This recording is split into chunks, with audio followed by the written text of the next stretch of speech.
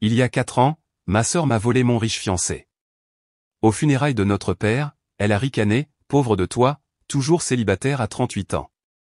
J'ai eu l'homme, l'argent, le manoir. J'ai souri. As-tu rencontré mon mari? Je l'ai appelé au son sourire s'est évaporé, ses mains ont tremblé. Elle l'a reconnu instantanément. Pauvre de toi, toujours célibataire à 38 ans, j'ai eu l'homme, l'argent et le manoir.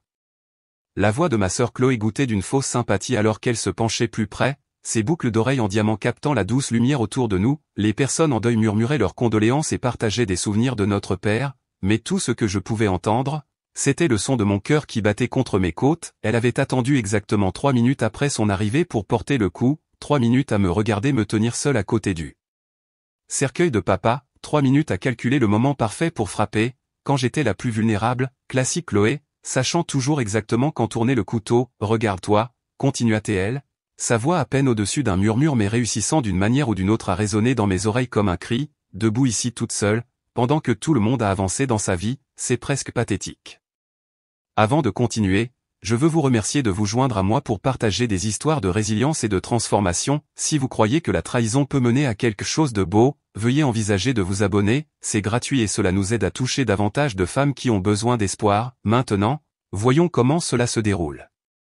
La douce musique de piano du directeur des pompes funèbres semblait s'estomper dans le bruit de fond alors que le sang me montait aux joues, je pouvais sentir la chaleur de l'embarras remonter dans mon cou, la sensation de brûlure familière qui m'avait tourmenté depuis l'enfance chaque fois que Chloé décidait de me rappeler ma place dans le monde. Elle avait l'air absolument radieuse dans son chagrin, si tant est qu'on puisse appeler ça du chagrin, sa robe noire Chanel épousait parfaitement ses formes, ses cheveux blonds platine tombaient en vagues professionnelles qui avaient probablement pris des heures à réaliser, et son maquillage était impeccable malgré les larmes qu'elle avait versées pour les associés de notre père. Même son chagrin était parfait, de marque, je veux dire, vraiment, Camille, continua-t-elle, ajustant le bracelet massif en diamant sur son poignet avec une lenteur délibérée. Quand est la dernière fois que tu es même sorti avec quelqu'un? Quand est la dernière fois qu'un homme t'a regardé et a vu quelque chose qui valait la peine d'être eu? Les questions frappèrent comme des coups physiques. Quand était la dernière fois?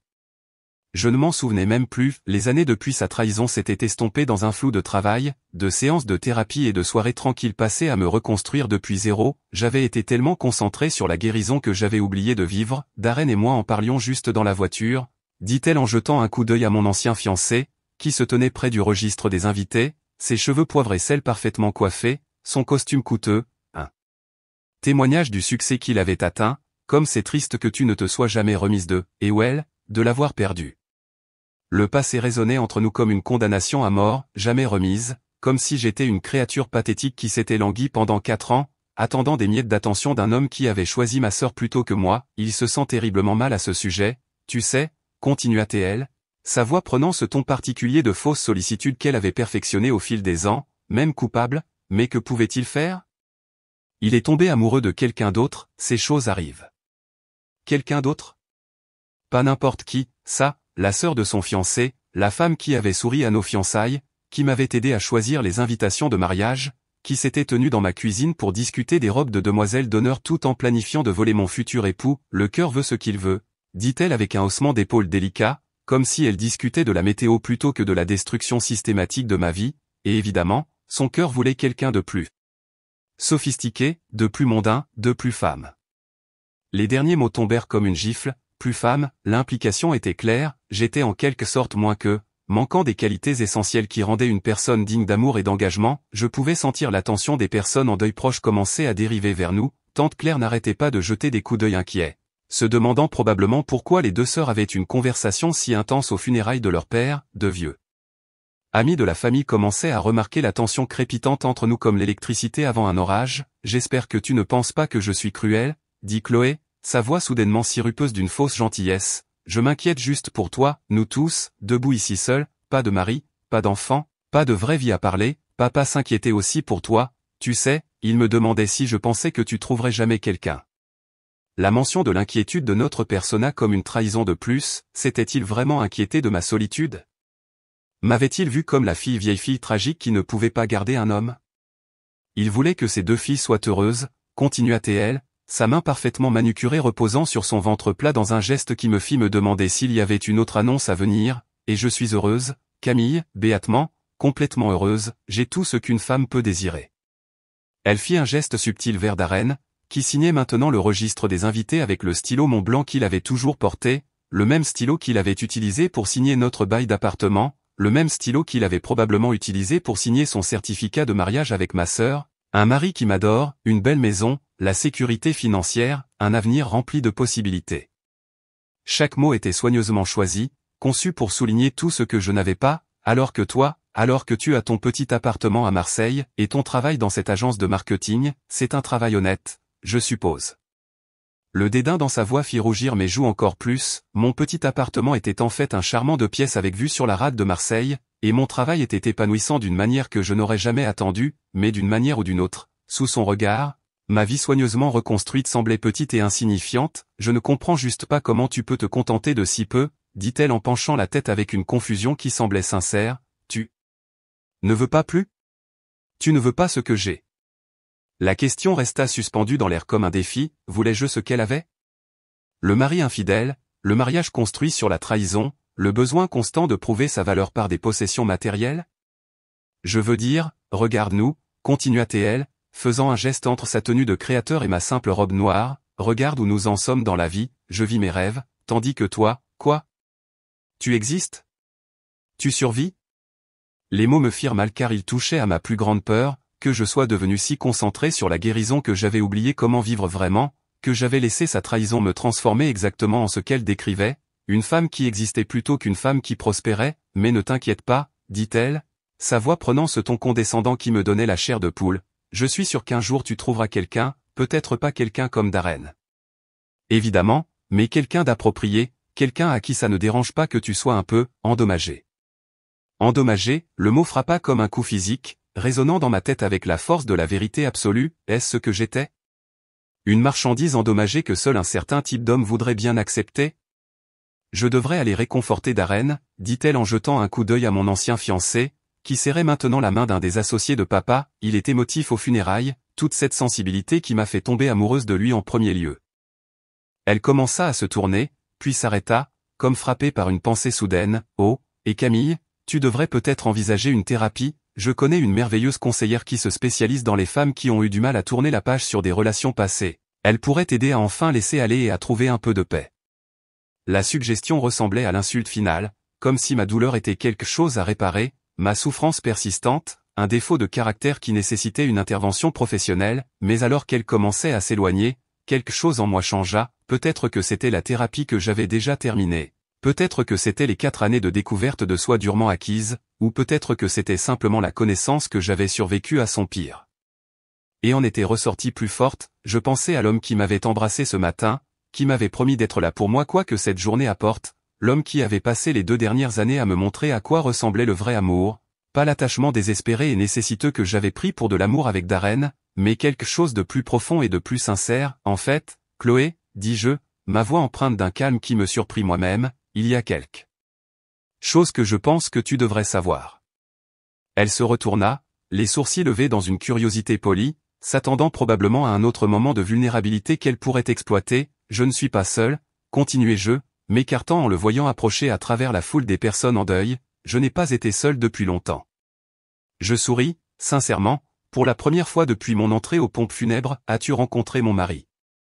La couleur quitta le visage de Chloé si rapidement que je crus qu'elle allait s'évanouir, son fond de teint parfaitement appliqué ne put cacher la pâleur soudaine, et ses boucles d'oreilles en diamant semblèrent trembler alors que ses mains commençaient à trembler, parce qu'elle l'avait reconnu instantanément, elle l'avait toutes deux reconnu, et à ce moment-là, je savais que les rôles étaient enfin inversés.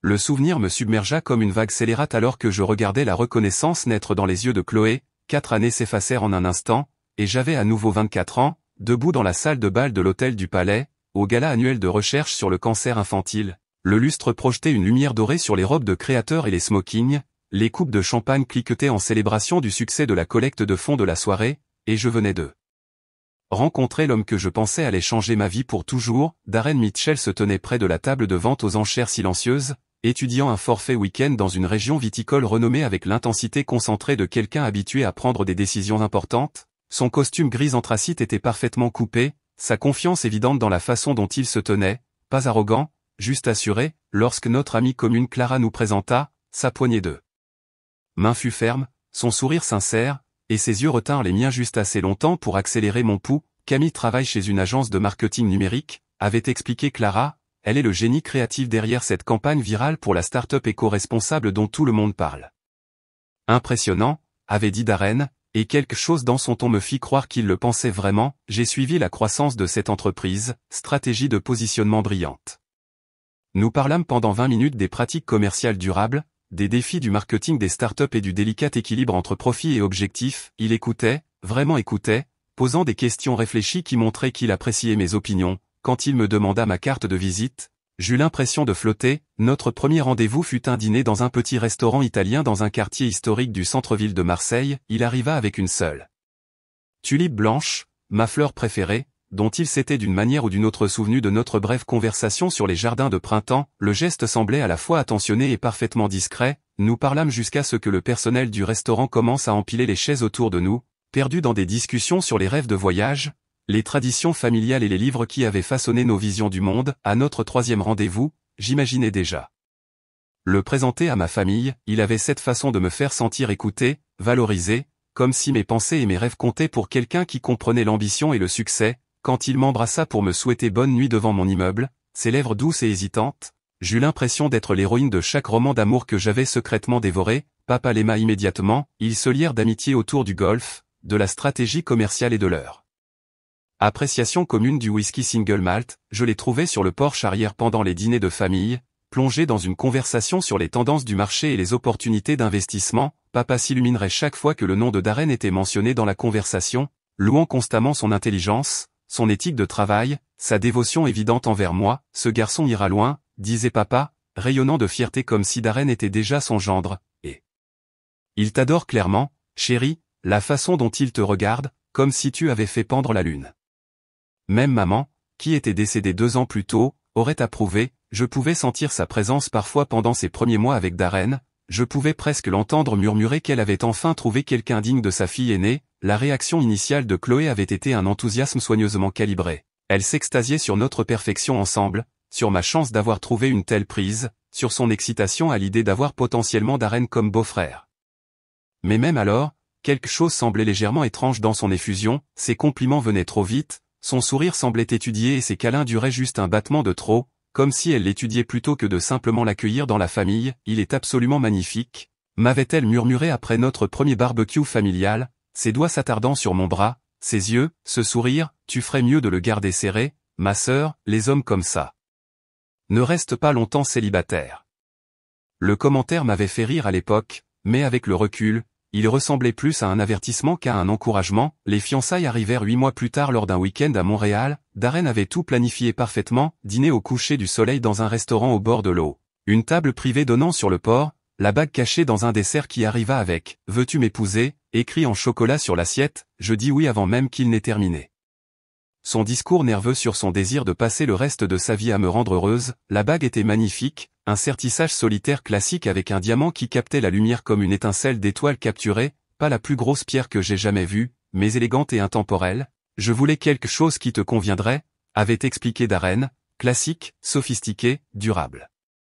La planification du mariage occupa les 6 mois suivants de ma vie. Je me jetais dans chaque détail avec la même intensité que j'apportais à mes campagnes de marketing, repérage des lieux, essayage de robes, dégustation de menus, arrangements floraux. Chloé proposa son aide et j'acceptais avec gratitude. Elle avait le sens du style et un temps illimité puisqu'elle avait récemment quitté son emploi à la galerie d'art. Laisse-moi gérer les rendez-vous avec les fournisseurs, avait-elle insisté. Tu es tellement occupé avec le travail, et j'adore ça. Nous voulons que tout soit parfait pour ton grand jour.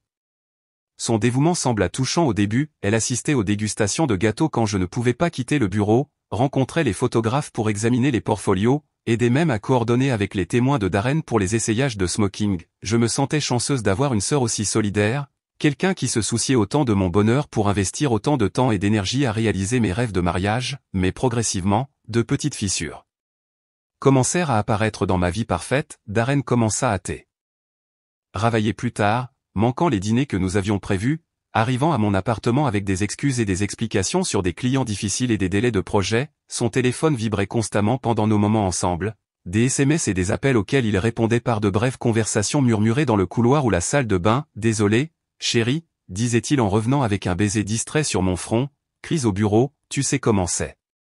Je savais comment c'était, je travaillais aussi dans un domaine exigeant, mais quelque chose dans ses explications semblait répéter, comme des phrases qu'il avait répétées à l'avance, puis il y eut le parfum, subtil au début, juste un soupçon de quelque chose de floral et d'onéreux qui s'accrochait à ses chemises quand je prenais son linge au pressing, pas mon parfum, j'avais toujours préféré les fragrances propres et simples comme la vanille ou la lavande, celle-ci était plus sophistiquée. Plus complexe, gardénia et jasmin avec des sous-tons de quelque chose de plus sombre, de plus sensuel, ça doit venir d'une réunion avec un client, avait-il expliqué quand je lui en avais parlé, tu sais comment certaines femmes exagèrent avec le parfum dans les milieux professionnels. L'explication avait du sens, mais le parfum apparaissait plus fréquemment, sur sa veste après des réunions tardives, sur les sièges de sa voiture, même une fois sur son oreiller quand je restais dormir chez lui, chaque fois, il avait une explication raisonnable, une collègue qui était montée dans sa voiture, un dîner avec un client dans un restaurant où l'hôtesse avait trop de parfum, une chambre d'hôtel qui n'avait pas été correctement aérée entre deux clients, pendant ce temps, Chloé s'impliquait de plus en plus dans notre relation, elle passait au bureau de Darren avec du café et des pâtisseries, prétendant qu'elle était dans le quartier après avoir rencontré des fournisseurs de mariage, elle lui envoyait directement des SMS concernant les détails de la cérémonie au lieu de passer par moi, expliquant qu'elle ne voulait pas me déranger pendant mes journées de travail chargées, ta sœur est formidable, disait Darren après ces rencontres, tellement attentionnée, tellement organisée, tu as de la chance d'avoir quelqu'un qui se soucie autant de rendre ton jour parfait. J'aurais dû être reconnaissante, au lieu de cela, je me sentais étrangement déplacée, comme si je regardais mon propre mariage être planifié de l'extérieur. Chloé connaissait des détails sur nos fleurs que je n'avais pas approuvés, avait des opinions sur nos choix de menus qui avaient d'une manière ou d'une autre plus de poids que les miens, et parlait de notre vision comme si elle était la mariée plutôt que la sœur serviable. Le point de rupture arriva un jeudi soir de mars, j'avais quitté le travail tôt avec un mal de tête terrible et j'avais décidé de surprendre Darren avec un dîner de son restaurant thaïlandais préféré. Son assistante avait mentionné qu'il travaillait tard sur une proposition, alors j'avais pensé qu'il pourrait avoir besoin de nourriture et de compagnie. L'annuaire de l'immeuble dans le hall de son bureau indiquait son entreprise au 14e étage, je pris l'ascenseur, équilibrant des récipients de plats à emporter dans mon sac, répétant mentalement le sourire. Surpris que je lui ferais quand il lèverait les yeux de son ordinateur, le couloir était faiblement éclairé, la plupart des bureaux déjà vides pour la soirée, sa porte était légèrement entr'ouverte, une lumière chaude se déversant dans le couloir, je pouvais entendre des voix à l'intérieur. Sa voix de baryton familière et une autre voix qui me glaça le sang de reconnaissance, on ne peut pas continuer comme ça, disait Darren, sa voix lourde d'une émotion que je ne lui avais jamais entendue auparavant, elle va découvrir. Pas si nous sommes prudents, répondit la voix dans le murmure reconnaissable de Chloé, le mariage n'est que dans 2 mois, après ça, on pourra trouver à tout. Je poussai la porte sans réfléchir, mes mains bougeant d'elles-mêmes, les récipients de plats à emporter tombèrent par terre avec un fracas de curry renversé et de styromousse cassé, mais je remarquai à peine le désordre s'étalant sur le tapis coûteux, ils étaient enlacés sur son canapé en cuir, sa robe déboutonnée à moitié, sa chemise complètement enlevée, 4 mois de planification de mariage, 8 mois de ce que j'avais cru être de l'amour, et 2 ans à croire que j'avais enfin trouvé mon bonheur pour toujours. Tout s'effondra en cendres dans l'espace d'un battement de cœur à l'autre, ils bondirent l'un de l'autre comme des adolescents coupables, le visage de Chloé rougit de honte et de quelque chose d'autre, peut-être de triomphe ou de soulagement d'être enfin prise. Camille, commença Darren, cherchant sa chemise avec des mains tremblantes, ce n'est pas. Nous ne voulions pas, mais j'étais déjà en train de reculer vers la porte, ma bague de fiançailles glissant de mon doigt avant que la pensée consciente ne puisse arrêter le mouvement, elle frappa son bureau avec un petit son cristallin qui semblait d'une manière ou d'une autre plus fort que mon cœur brisé, je courus. Le bruit de la porte de ma voiture claquant résonna dans le garage vide sous mon nouvel immeuble dans un quartier animé de Marseille, tout ce que je possédais au monde était entassé dans ma Honda Civic, 3 valises, une boîte de livres, mon ordinateur portable et une collection pathétique d'essentiels de cuisine que j'avais attrapé pendant mes 15 minutes d'évasion de la vie que j'avais construite avec Darren. J'avais conduit sans m'arrêter depuis chez moi.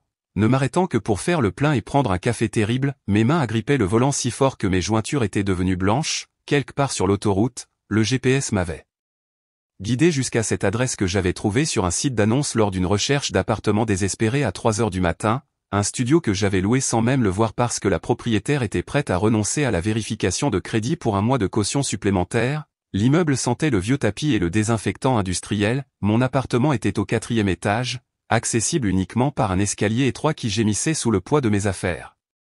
En déverrouillant la porte marquée 4C, je retins mon souffle, incertaine du niveau de désastre qui m'attendait. L'espace était plus petit que je ne l'avais imaginé, peut-être 37 mètres carrés, si j'étais généreuse, un lit escamotable dominait un mur, une kitchenette à peine assez grande pour une personne occupait un autre, et 2 fenêtres donnaient sur un mur de briques et une ruelle étroite où des chats se battaient pour des restes de nourriture, les planchers de bois franc étaient marqués par des décennies de vie d'anciens locataires, et la salle de bain avait clairement été ajoutée après coup, exiguë et mal ventilée, c'était parfait, anonyme, abordable et complètement éloigné de tout ce qui me rappelait la personne que j'étais. Je passais ma première semaine à Marseille à manger des céréales à chaque repas et à pleurer par intermittence dans la file d'attente du supermarché en pliant mes quelques vêtements pendant les pauses publicitaires d'émissions de télévision sans intérêt, les larmes venaient sans prévenir, déclenchées par tout et par rien, un couple se tenant la main dans la rue, une publicité pour une bijouterie, le simple fait de préparer du café pour une personne au lieu de 2, mon compte bancaire diminuait à une vitesse terrifiante,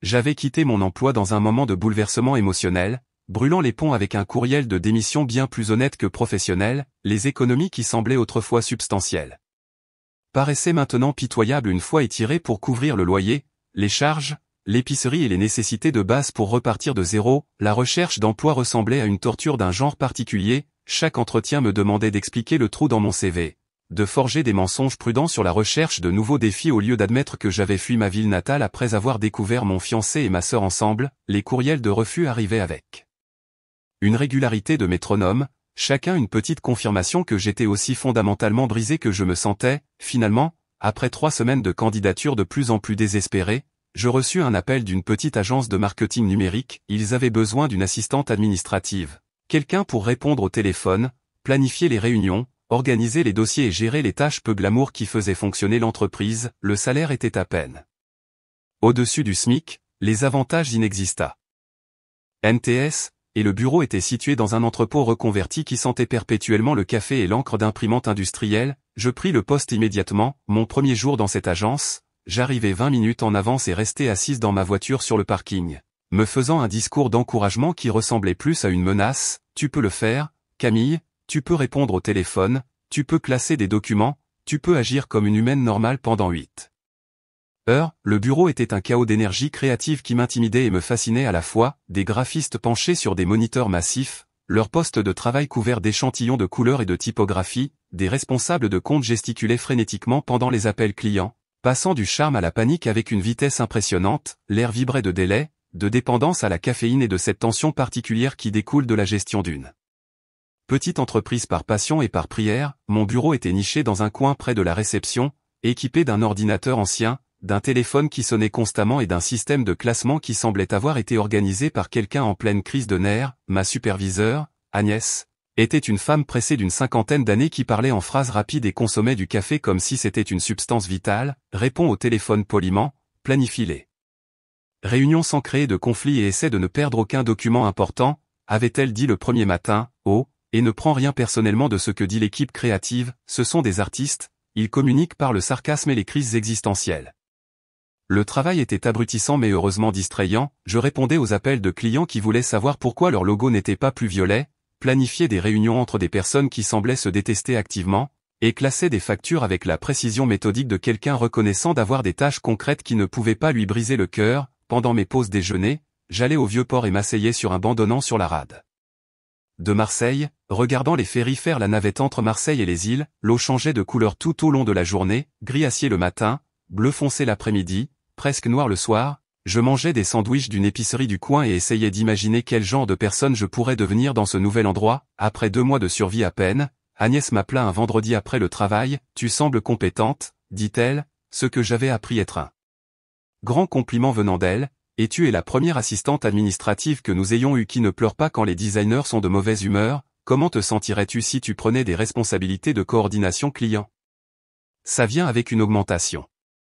Les tâches supplémentaires impliquaient la gestion des délais de projet, le rôle de tampon entre les équipes créatives et les clients exigeants, et parfois la rédaction de courriels qui nécessitaient une réflexion réelle plutôt que juste de la planification. Pour la première fois depuis que j'avais fui ma maison, j'avais l'impression que mon cerveau était utilisé pour quelque chose de plus complexe que la simple survie. Un jeudi particulièrement stressant, après qu'un client m'eut crié au téléphone pendant 20 minutes au sujet des choix de police, je me suis retrouvé à pleurer dans les toilettes pendant ma pause déjeuner, pas les larmes de chagrin douce auxquelles je m'étais habitué, mais des sanglots laids et frustrés qui venaient du sentiment d'être complètement dépassé par les responsabilités d'adultes les plus simples. Journée difficile, demanda une voix depuis la cabine voisine, je baissai les yeux et vis des escarpins noirs pratiques et un pantalon gris, c'était Sylvie du service comptabilité. une femme d'une quarantaine d'années aux cheveux prématurément argentés et à la collection infinie de cardigans, qui avait été invariablement gentille depuis mon premier jour, juste des trucs de client, réussis-je à articuler, essayant de rendre ma voix normale, tu veux prendre un verre après le travail? Je connais un endroit avec du vin terrible et un excellent potentiel thérapeutique. Quelque chose dans son offre pragmatique brisa mon isolement soigneusement entretenu, je ne bois pas beaucoup ces temps-ci, admis-je, moi non plus, mais parfois s'asseoir dans un bar et faire semblant que tu pourrais commander de l'alcool, c'est exactement le genre de normalité dont tu as besoin. Nous nous retrouvâmes finalement dans un bar miteux, sirotant des ginger ale et partageant un panier de frites grasses pendant que Sylvie me racontait son divorce 3 ans plus tôt et sa bataille incessante contre la phase de rébellion de sa fille adolescente. Tu sais ce qui a sauvé ma santé mentale?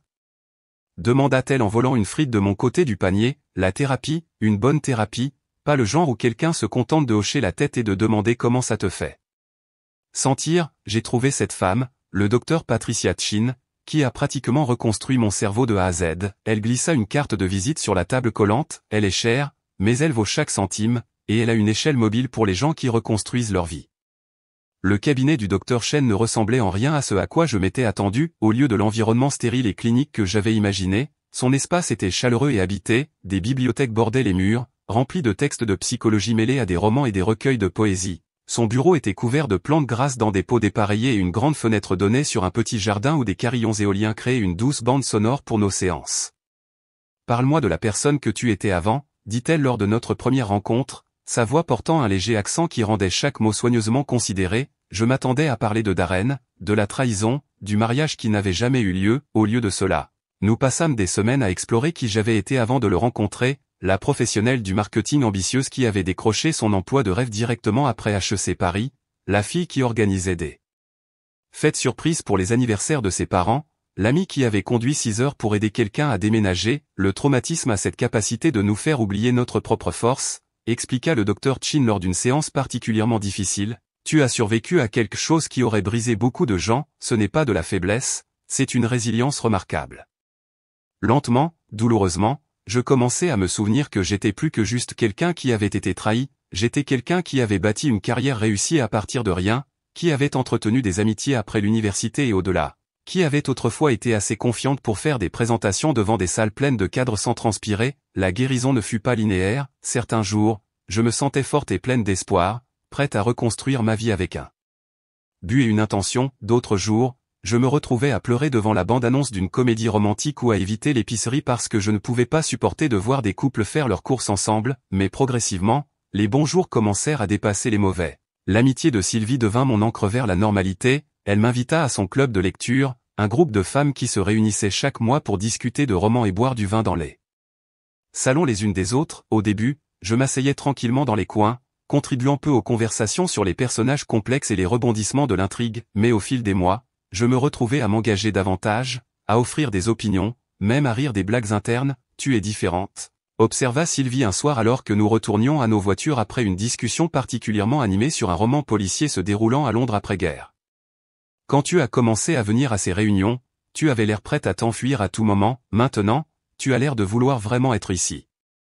Il avait raison, pour la première fois depuis des mois, j'avais passé une soirée entière sans penser à Darren, à Chloé ou à la vie que j'avais perdue. J'avais été présente, engagée, sincèrement intéressée par les pensées et les expériences des autres. Cette nuit-là, j'appelais le docteur Chin et laissais un message vocal. Je pense que je suis prête à recommencer à sortir avec quelqu'un, non pas PA.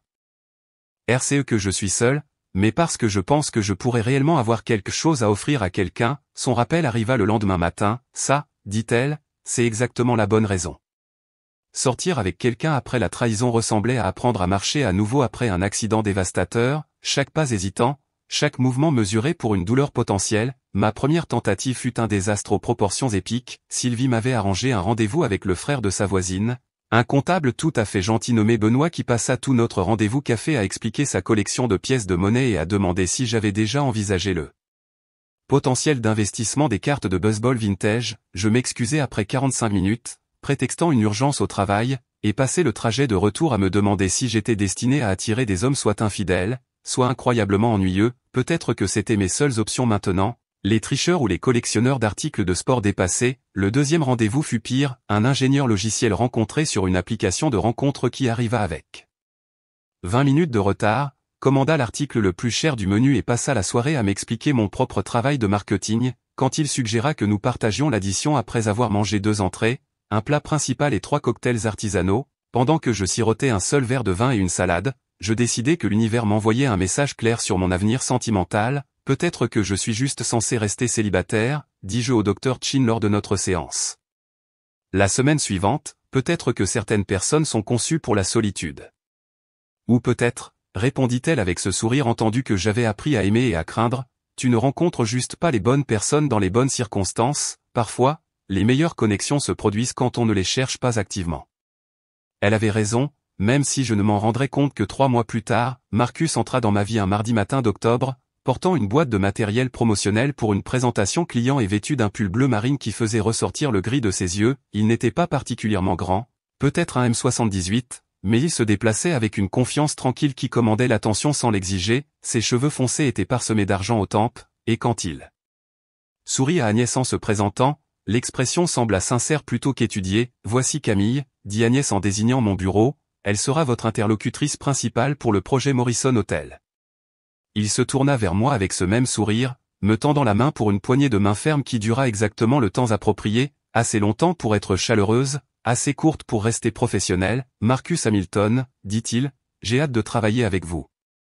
Sa voix était plus grave que je ne m'y attendais, avec un léger enrouement qui suggérait soit une vieille habitude de fumer, soit des cordes vocales naturellement basses. Lorsque nos yeux se rencontrèrent, je sentis une petite palpitation de quelque chose qui aurait pu être de l'attirance, mais je la refoulai immédiatement. Le travail était le travail, et j'avais appris à maintenir ses limites très claires. Marcus possédait un cabinet de conseil boutique spécialisé dans le marketing de l'industrie hôtelière, restaurant, hôtel, office de tourisme. Son approche était méthodique et approfondie, contrairement à beaucoup de nos clients qui changeaient d'avis tous les 2 jours et s'attendaient à ce que nous lisions dans leurs pensées concernant les couleurs et les polices. Notre première réunion dura 2 heures. Alors que la plupart des clients passaient les réunions de lancement à parler d'eux-mêmes et de leur vision révolutionnaire pour bouleverser leur industrie, Marcus posa des questions sur notre processus, notre calendrier, notre expérience précédente avec des marques similaires. Il prenait des notes dans un carnet relié en cuir, écrivant avec un stylo coûteux qu'il manipulait comme un instrument de précision. Qu'est-ce qui, selon vous,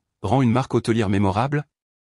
Me demanda-t-il directement pendant qu'Agnès était distraite par un appel téléphonique. La question me prit au dépourvu. La plupart des clients me traitaient comme une secrétaire améliorée dont l'opinion sur la stratégie réelle n'était ni souhaitée ni valorisée. La cohérence, dis-je après un moment de réflexion, pas seulement dans l'identité visuelle, mais dans l'expérience. Les meilleures marques hôtelières vous font vous sentir de la même manière, que vous soyez à Paris ou à Bordeaux. Elles comprennent que le luxe n'est pas une question de nombre de fils par centimètre carré, c'est une question de se sentir compris.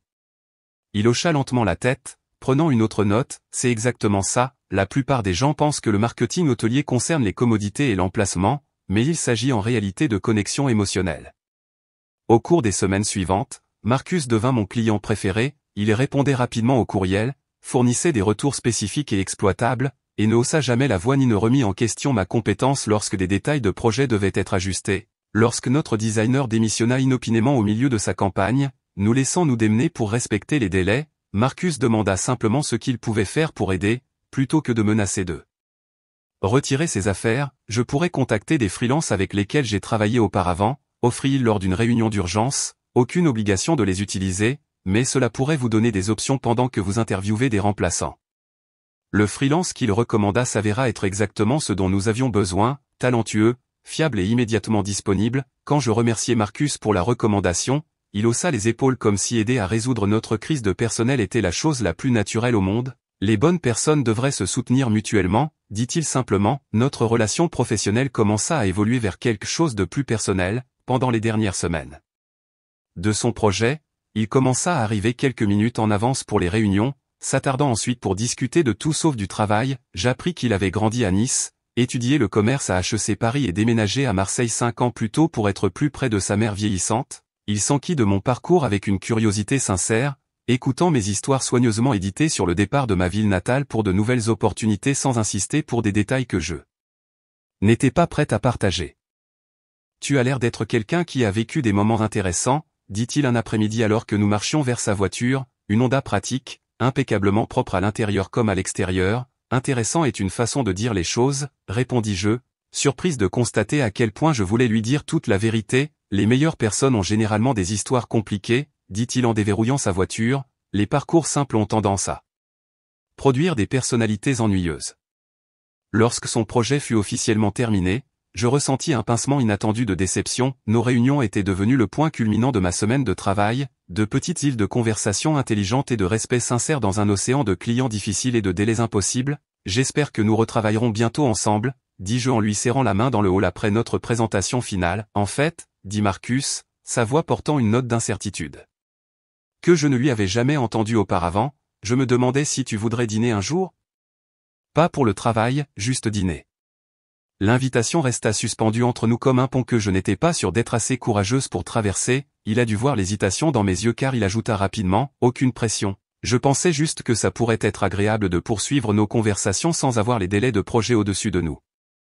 J'aimerais ça, m'entendis-je dire avant que mon cerveau anxieux ne puisse construire une liste de raisons de refuser. Notre premier dîner non professionnel eut lieu dans un petit bistrot français dans un quartier branché de Marseille. Marcus avait choisi le restaurant avec soin. Assez intime pour une vraie conversation mais assez public pour se sentir en sécurité, il arriva avec une seule tulipe blanche, exactement comme Darren l'avait fait lors de notre premier rendez-vous, mais d'une manière ou d'une autre, le geste semblait complètement différent. Là où la fleur de Darren avait semblé calculée, conçue pour impressionner, la tulipe de Marcus semblait réfléchie et discrète. Je me suis souvenu que tu avais mentionné que c'était tes préférés, dit-il, l'air presque embarrassé par son propre romantisme. Nous parlâmes pendant 3 heures, la conversation coulant naturellement des rêves de voyage aux souvenirs de famille en passant par les livres que nous avions aimés. Les films qui nous avaient déçus. Marcus était drôle d'une manière inattendue, son humour était sec et basé sur l'observation plutôt que sur la recherche d'attention. Il me fit rire jusqu'à ce que mes joues me fassent mal, chose que je n'avais pas faite depuis plus longtemps que je ne voulais calculer. Quand il me raccompagna à ma voiture, je me trouvais à espérer qu'il me demanderait de sortir à nouveau avant même d'avoir démarré. Il le fit 3 jours plus tard, avec un message texte qui était parfaitement Marcus, direct mais chaleureux. Veux-tu essayer ce nouveau restaurant thaïlandais en centre-ville samedi soir? Je promets de ne rien commander de trop épicé si tu promets de me raconter plus sur la dernière sélection dramatique de ton club de lecture. Notre deuxième rendez-vous mena à un troisième, puis à un quatrième. Lentement, soigneusement, nous commençâmes à construire quelque chose qui semblait à la fois excitant et sûr. Marcus n'insista jamais pour avoir des informations sur mon passé, ne me pressa jamais d'aller plus vite que ce avec quoi j'étais à l'aise, ne fit jamais d'hypothèse sur ce que je voulais ou ce dont j'avais besoin. Il se montra simplement, constamment et de manière fiable, offrant sa compagnie sans condition. 3 mois après avoir commencé à sortir ensemble, lors d'un dîner tranquille dans son appartement, Marcus se versa un deuxième verre de vin et dit, « Il y a quelque chose que je devrais probablement te dire sur mon parcours professionnel. » Mon estomac se contracta automatiquement. L'expérience m'avait appris que les phrases commençant par « Il y a quelque chose que je devrais te dire » se terminaient rarement bien. J'avais l'habitude de concurrencer directement quelqu'un que tu pourrais connaître, continua-t-il, ses yeux rencontrant les miens à travers la table éclairée par les bougies. Darren Mitchell, le monde est petit, n'est-ce pas? Le verre de vin glissa de mes doigts, frappant la table avec un cliquetis sec qui sembla résonner dans le silence soudain. Marcus tendit la main immédiatement, stabilisant à la fois le verre et ma main tremblante. J'ai failli laisser tomber mon vin, dis-je stupidement, mon cerveau luttant pour traiter ce qu'il venait de révéler. Je me doutais que tu pourrais avoir une réaction, dit-il doucement, tu veux en parler? Le silence qui suivit mon introduction s'étira comme un fil tendu, prêt à se rompre. Marcus s'approcha, sa présence solide et rassurante à mes côtés, tandis que le visage de Chloé passait par un spectre d'émotions que je ne lui avais jamais vu auparavant, choc, reconnaissance, confusion, et finalement, quelque chose qui ressemblait étrangement à de la panique. Marcus Hamilton, dit-il en tendant la main à Chloé avec la même courtoisie professionnelle qu'il avait montrée à d'innombrables clients, je ne crois pas que nous ayons été formellement présentés, bien que je sache certainement qui vous êtes. La main parfaitement manucurée de Chloé trembla alors qu'elle acceptait sa poignée de main, sa confiance prédatrice habituelle ayant complètement disparu. La femme qui avait bâti une carrière sur la manipulation des situations sociales semblait soudainement avoir forgotten how to speak. Il est. Bonjour, bredouilla-t-elle, sa voix à peine audible. La transformation était remarquable. En moins de 30 secondes, elle était passée de tortionnaire triomphante à proie confuse. Darren était complètement figé à côté d'elle, son visage pâle sous son bronzage coûteux. Il ressemblait à un homme qui venait de réaliser qu'il se tenait dans des sables mouvants sans aucune corde en vue. Hamilton, dit Darren, sa voix soigneusement contrôlée mais portant un courant sous-jacent de quelque chose qui aurait pu être de la peur. Je ne m'attendais pas à vous voir ici. Connexion familiale, répondit Marcus avec un léger sourire qui n'atteignit pas ses yeux. Le père d'Antoine était un homme remarquable, bien que je suppose que vous le saviez. ayant été fiancé à sa fille il fut un temps. Les mots tombèrent comme des pierres dans l'eau calme, créant des ondulations qui se propagèrent aux autres personnes en deuil à portée de voix. Je pouvais voir des têtes se tourner, des conversations murmurées s'arrêter alors que les gens essayaient de comprendre la tension soudaine crépitant entre nous quatre. Madame Martin, qui se tenait près des arrangements floraux, fit un petit pas de plus, son appareil auditif captant probablement plus que ce qu'elle prétendait. Derrière elle, je pouvais voir l'associé de papa, Jean Lefebvre, observant notre petit groupe avec l'attention aiguisée de quelqu'un qui reconnaissait les prémices d'un drame important. Fiancé? La voix de Chloé se cassa légèrement sur le mot, comme si elle ne comprenait qu'à l'instant toutes les implications de la présence de Marcus. Camille, tu n'as jamais mentionné. Il y a beaucoup de choses que je n'ai jamais mentionnées, dis-je calmement, surprise par le calme que je ressentais. L'anxiété qui me rongeait la poitrine depuis mon entrée aux pompes funèbres s'est transformée en quelque chose d'autre, pas tout à fait de la satisfaction, mais un profond sentiment de justesse, comme si l'univers avait finalement décidé d'équilibrer la balance. La main de Marcus trouva la mienne, ses doigts s'entrelacèrent avec les miens dans un geste à la fois protecteur et possessif. Le simple toucher communiquait des volumes, solidarité, soutien et une certitude inébranlable que quoi qu'il arrive ensuite, nous l'affronterions ensemble. Vous deux êtes mariés, demanda Darren, sa voix portant une note d'incrédulité qui frôlait l'insulte, comme si l'idée que j'ai pu trouver quelqu'un de réussi et d'accompli était au-delà de sa compréhension. 2 ans ce octobre, répondit Marcus, son pouce traçant un cercle doux sur ma bague de mariage. Camille a apporté plus de joie à ma vie que je ne l'aurais cru possible. La déclaration était simple mais dévastatrice dans sa sincérité, là où Darren avait toujours parlé de notre relation en termes de ce que je pouvais faire pour lui, améliorer son statut social, soutenir ses ambitions, offrir de la compagnie quand cela était pratique. Marcus parlait de ce que je lui avais donné simplement en existant. Je regardais le visage de Chloé alors que la pleine portée de la situation commençait à lui apparaître. Ce n'était pas n'importe quel homme que j'avais épousé pour la contrarier, c'était Marcus Hamilton, quelqu'un dont le nom signifiait clairement quelque chose pour elle et Darren, dont la présence ici représentait bien plus qu'un simple rebondissement romantique. Mais comment avez-vous, commença-t-elle, puis s'arrêta, réalisant apparemment que toute question qu'elle poserait ne ferait que l'enfoncer davantage dans le trou qu'elle découvrait sous ses pieds. Comment nous sommes-nous rencontrés, répondit je gentiment. Marcus était client de mon cabinet de marketing à Marseille, nous avons travaillé ensemble sur une campagne pour Morrison Hotel, un projet tellement réussi, ça a vraiment établi son entreprise comme un acteur majeur dans le conseil en hôtellerie. Chaque mot était soigneusement choisi, conçu pour souligner non seulement le succès professionnel de Marcus, mais aussi ma propre compétence et mon indépendance. La femme debout ici n'était pas la créature brisée et abandonnée que Chloé s'attendait à trouver. J'avais bâti une carrière, une vie, un mariage, tout cela sans sa permission ni sa surveillance. Jean Lefebvre s'est rapproché maintenant, ne faisant plus semblant de ne pas écouter, ses yeux contenaient une lueur de reconnaissance qui fit remuer Darren de malaise. Hamilton, dit Jean, entrant dans notre cercle avec la confiance de quelqu'un qui venait de relier des points importants, n'étiez-vous pas celui qui a décroché le contrat de l'Office du tourisme du Sud-Est? Quel coup, d'après ce que j'ai entendu, surtout compte tenu de la concurrence. Marcus hocha modestement la tête. Nous avons eu la chance de présenter la proposition la plus solide. La proposition la plus solide, répéta Darren, sa voix tendue par une frustration à peine contenue. Est-ce comme ça que vous appelez ça? J'appelle ça faire de bonnes affaires, répondit Marcus, son ton restant parfaitement neutre, bien que je comprenne que votre perspective puisse être différente. L'échange était assez subtil pour que les observateurs occasionnels puissent en manquer la signification, mais je pouvais voir la compréhension naître sur plusieurs visages autour de nous. Quoi qu'il se soit passé entre Marcus et Darren dans leur vie professionnelle, cela ne s'était pas bien terminé pour Darren. Vous nous avez sous-coté de 30%, dit Darren, abandonnant toute prétention de convenance funéraire. Ce n'est pas de la stratégie, c'est du désespoir. J'ai fourni une meilleure valeur, corrigea Marcus doucement. Il y a une différence, le client a certainement semblé le penser, étant donné qu'il a retenu nos services pour 3 projets supplémentaires depuis lors. Les yeux de Chloé allaient d'un homme à l'autre comme si elle regardait un match de tennis, sa sophistication sociale habituelle complètement abandonnée. Elle avait l'air perdue, confuse, comme quelqu'un qui était entré dans un film à mi-parcours et ne pouvait pas suivre l'intrigue. Je ne comprends pas, dit-elle finalement, sa voix petite et incertaine. Depuis combien de temps vous connaissez-vous professionnellement? Environ 6 ans, dit Marcus, bien que nous n'ayons travaillé en concurrence directe que 2 fois, les 2 fois furent éclairantes.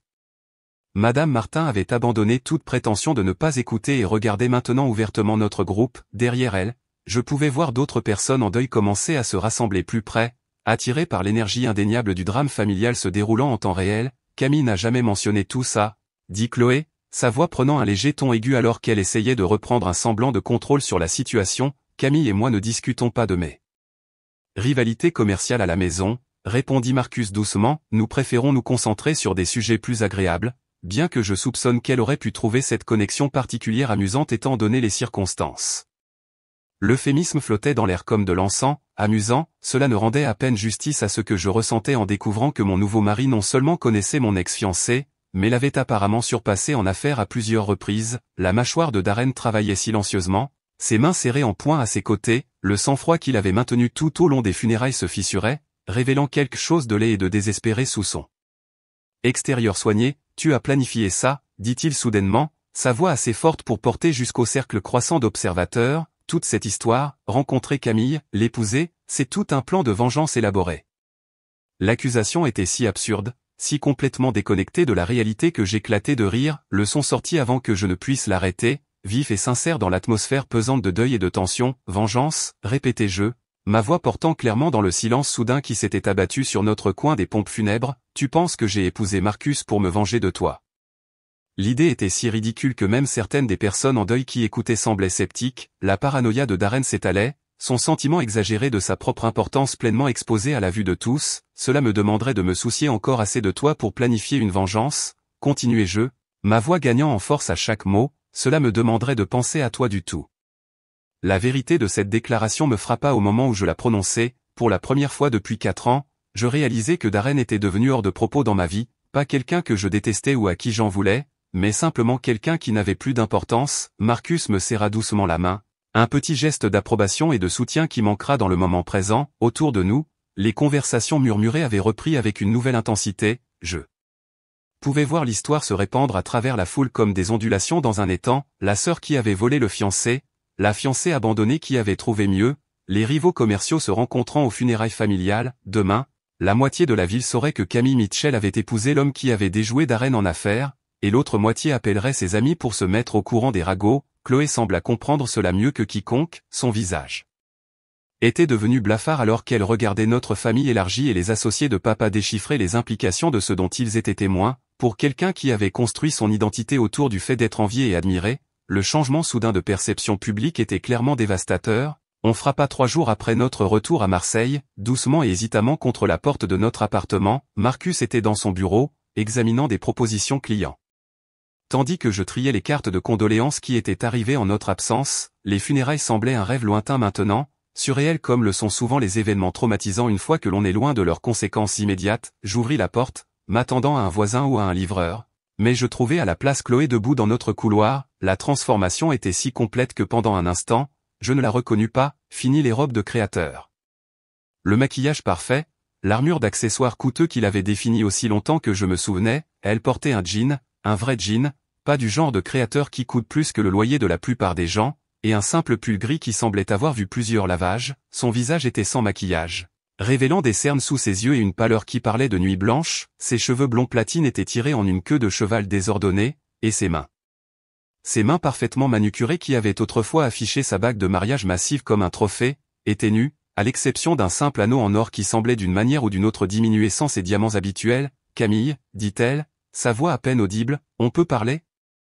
Je restai dans l'embrasure de la porte pendant un long moment, étudiant l'étrangère qui portait le visage de ma sœur. Une partie de moi voulait fermer la porte, protéger la paix que Marcus et moi avions construite du chaos qu'elle représentait, mais une autre partie, la partie qui se souvenait de partager des secrets sous des tentes faites de couvertures et de répéter des chorégraphies dans notre chambre d'enfant, se sentit obligée de la laisser entrer. Marcus travaille, dis-je. Finalement, m'écartant pour la laisser entrer, on peut s'asseoir dans la cuisine. Elle me suivit à travers notre petit appartement, ses yeux parcourant les meubles modestes, les photographies de notre mariage, le désordre confortable de 2 personnes qui avaient construit une vie ensemble par une accumulation prudente plutôt que par une acquisition dramatique. Si elle jugeait notre mode de vie simple par rapport au manoir qu'elle avait décrit aux funérailles, son visage ne le montra pas. Nous nous assîmes face à face à ma table de cuisine, la même table où Marcus et moi prenions le petit déjeuner chaque matin, où nous discutions de nos journées pendant le dîner, où nous avions planifié notre futur lors d'innombrables conversations tranquilles. Avoir Chloé dans cet espace sacré donnait l'impression d'inviter une tempête dans un sanctuaire. Je ne sais pas par où commencer, dit-elle, ses mains enroulées autour de la tasse de café que je lui avais offerte comme si c'était une bouée de sauvetage. Tout s'effondre, Camille, tout.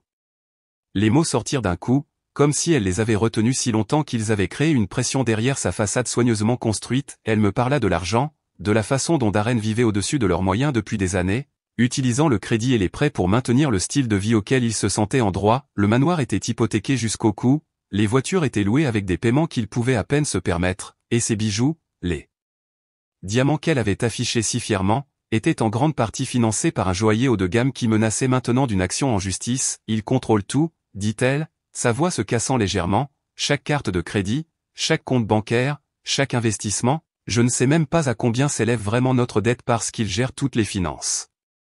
Mais les appels ont commencé, les agences de recouvrement, les avocats, les créanciers, ils appellent toute la journée, tous les jours.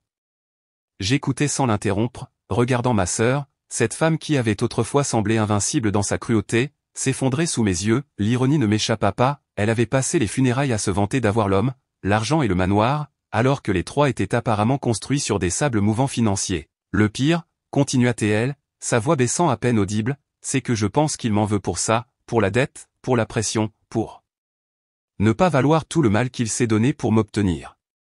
L'expression resta entre nous comme une confession, pour m'obtenir, comme si elle était un prix qu'il avait gagné plutôt qu'une personne qu'il avait choisi d'aimer, comme si toute leur relation avait été transactionnelle depuis le début, et maintenant que la transaction s'avérait coûteuse, il regrettait son achat. Les funérailles ont été la première fois qu'il m'a regardé autrement qu'avec irritation depuis des mois, admit-elle, et même alors, ce n'était que parce que d'autres personne regardait. Au moment où nous sommes montés dans la voiture ensuite, il a commencé à crier à propos de Marcus, à propos de la façon dont je l'avais humilié, à propos de la façon dont ma famille avait toujours été en dessous de ses standards. Elle leva les yeux vers moi alors, ses yeux cernés de rouge et désespérés. Pourquoi tu ne t'es jamais défendue, Camille? Pourquoi n'as-tu pas essayé de me détruire comme je t'ai détruite?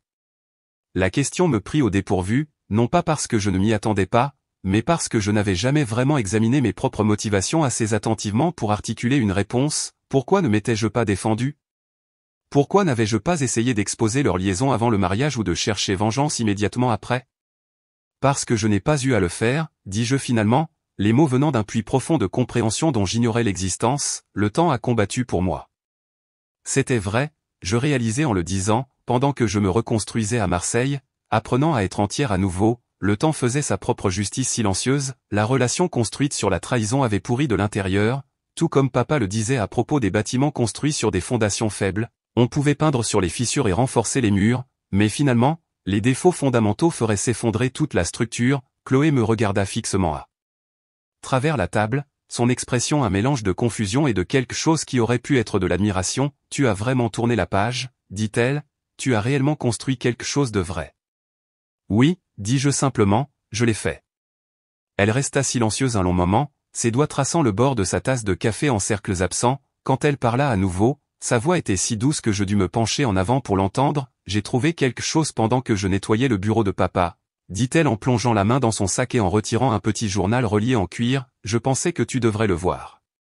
Le journal était un que je reconnaissais de mon enfance, l'agenda quotidien de papa, où il avait écrit tout, des rendez-vous d'affaires aux listes d'épicerie en passant par les pensées aléatoires qui lui venaient tout au long de la journée. Chloé l'ouvrit à une page marquée par un reçu décoloré et la glissa sur la table. L'entrée datait de 6 mois avant la mort de papa, écrite dans sa calligraphie familière. Parlez à Camille aujourd'hui, elle a l'air heureuse, vraiment heureuse, pas juste de faire bonne figure. Sa voix a de nouveau de la musique, comme quand elle était petite et chantait en faisant les corvées. Je pense qu'elle a retrouvé son chemin. Mes filles étaient autrefois les meilleures amies, dessinant ensemble, partageant tout, se protégeant l'une l'autre du monde. Chloé a oublié cette version d'elle-même, mais peut-être qu'un jour elle s'en souviendra, peut-être qu'un jour elles retrouveront toutes les deux leur chemin l'une vers l'autre, ma sœur.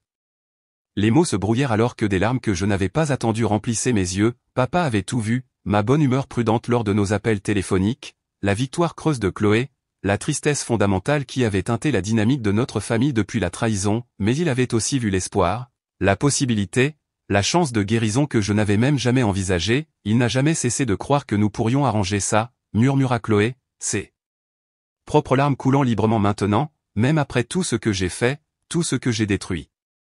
Elle ne put terminer la phrase, mais elle n'en avait pas besoin. Papa avait vu quelque chose en nous deux que nous avions perdu de vue, la capacité de rédemption, de croissance, de devenir meilleur que nos pires moments. Nous restâmes en silence pendant plusieurs minutes. le journal ouvert entre nous comme un pont sur 4 années de douleur et de ressentiment, je me surpris à me souvenir de la sœur que Chloé avait été avant que la jalousie et la compétition n'empoisonnent notre relation, la fille qui m'avait appris à tresser des bracelets d'amitié, qui était restée éveillée toute la nuit avec moi quand j'avais la pneumonie, qui m'avait férocement défendu contre les brutes de la cour de récréation avec la fureur justicière d'un ange vengeur. Je n'attends pas de pardon, dit Chloé finalement, refermant le journal et le faisant glisser vers moi, je ne le mérite pas, et je ne suis même pas sûr de savoir comment le gagner, je voulais juste que tu saches que je comprends maintenant, ce que je t'ai pris n'était pas juste un homme ou un mariage, je t'ai pris ta foi en la famille, en la loyauté, en l'amour même.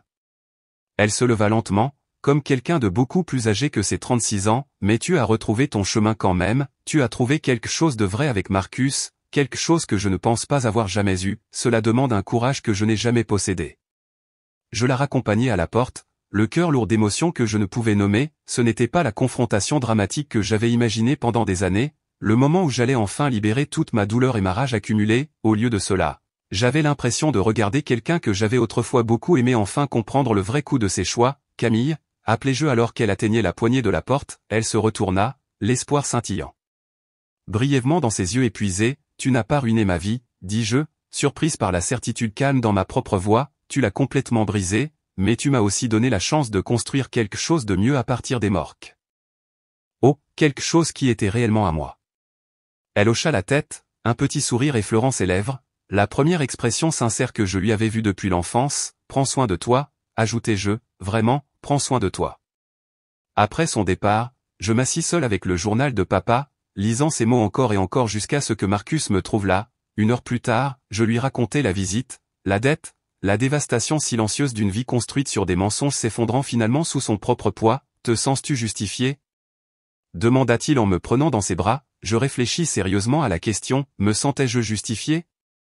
Satisfaite ? Triomphante ? Non, dis-je finalement, je me sens triste, mais aussi libre, et pour la première fois en 4 ans, c'était suffisant. Si cette histoire de triomphe silencieux vous a tenu en haleine, appuyez sur le bouton j'aime dès maintenant. Ne manquez pas d'autres histoires inspirantes comme celle-ci, abonnez-vous et appuyez sur la cloche de notification pour ne jamais manquer une publication.